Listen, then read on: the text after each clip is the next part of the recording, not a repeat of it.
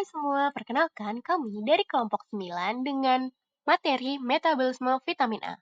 Dan pada kesempatan kali ini, kami akan menjelaskan apa itu vitamin A, fungsinya, sumbernya, serta gangguan yang dapat terjadi.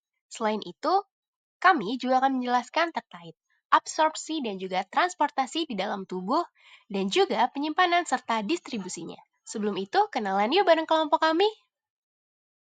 Kami dari kelompok 9 dengan anggota Angelika Ayu dengan NIM 123 350 130, Anissa Dwi Azahra dengan NIM 124 350 003, Atina Nabila dengan NIM 124 350 051, Rahma Zahira dengan NIM 124 350 060, dan juga Juan Raisi Lalahi dengan NIM 124 350 105.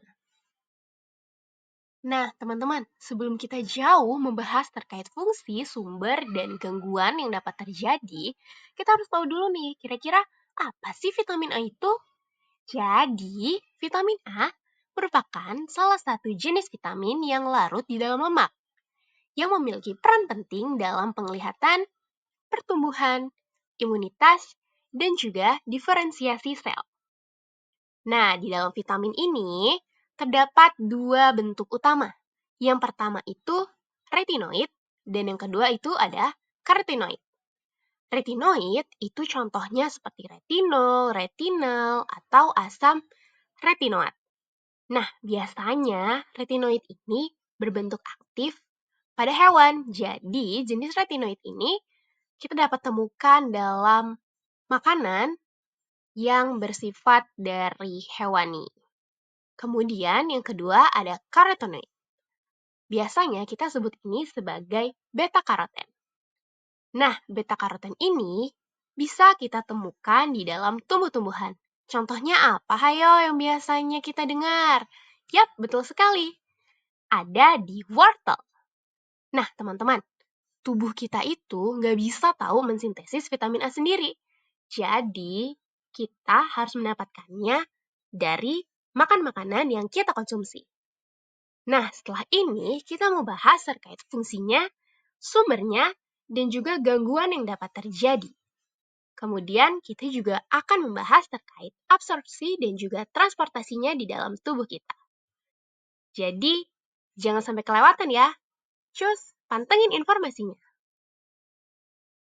Selanjutnya, di sini ada 5 fungsi dari vitamin A. Yang pertama, yaitu menjaga kesehatan mata. Penting untuk proses melihat, terutama dalam kondisi cahaya redup, atau mencegah rabun senja. Yang kedua, mendukung sistem imun. Membantu tubuh melawan infeksi karena menjaga kesehatan sel-sel pertahanan. Yang ketiga, memelihara kesehatan kulit dan mukosa. Vitamin A menjaga agar kulit dan jaringan mukosa tetap sehat dan tidak mudah rusak. Yang keempat, mendukung pertumbuhan dan perkembangan. Dibutuhkan untuk pertumbuhan sel, pembentukan tulang, dan perkembangan tubuh. Dan yang terakhir, ada antioksidan, yaitu dalam bentuk beta-karoten, membantu melindungi sel dari kerusakan akibat. Ada dua sumber vitamin A.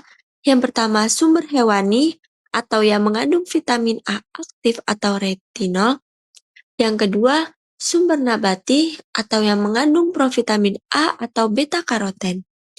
Yang pertama, sumber hewani dapat berasal dari hati sapi dan hati ayam, telur yaitu kuning telur, susu dan produk susu yaitu susu, keju dan mentega, ikan berlemak yaitu salmon dan tuna, minyak hati ikan yaitu COD liver oil. Yang kedua, Pada slide ini akan membahas tentang gangguan metabolisme vitamin A. Yang pertama, ada malabsorpsi lemak yang bisa bikin penyerapan retinol dan karotenoid terhambat. Ini biasanya terjadi pada penyakit hati, pankreas, atau seliak. Selanjutnya, gangguan penyimpanan di hati, misalnya pada sirosis atau hepatitis yang dapat menurunkan cadangan vitamin A sehingga tubuh jadi lebih cepat kekurangan. Kemudian ada kekurangan RBP, yaitu retinol binding protein. Jika RBP kurang, retinol tidak bisa ditransportasikan dengan baik ke jaringan sehingga fungsi vitamin A jadi terganggu. Lalu defisiensi vitamin A yang dapat menyebabkan penglihatan malam terganggu, muncul rabun senja, seroptalmia, sampai keratinisasi epitel dan penurunan imunitas. Sebaliknya, kalau kelebihan vitamin A bisa menyebabkan toksisitas, gejalanya mulai dari sakit kepala, hepatotoksik, gangguan tulang, sampai efek samping kronis lainnya. Terakhir ada kelainan genetik enzim, misalnya kekurangan beta-karoten dioksigenase, akibatnya karotenoid tidak bisa dikonversi dengan baik menjadi retinol. Selanjutnya, kita akan membahas absorpsi dan transportasi metabolisme vitamin A. Vitamin A ini berasal dari dua sumber. Pertama, retinoid dari hewani yang dihidrolisis menjadi retinol.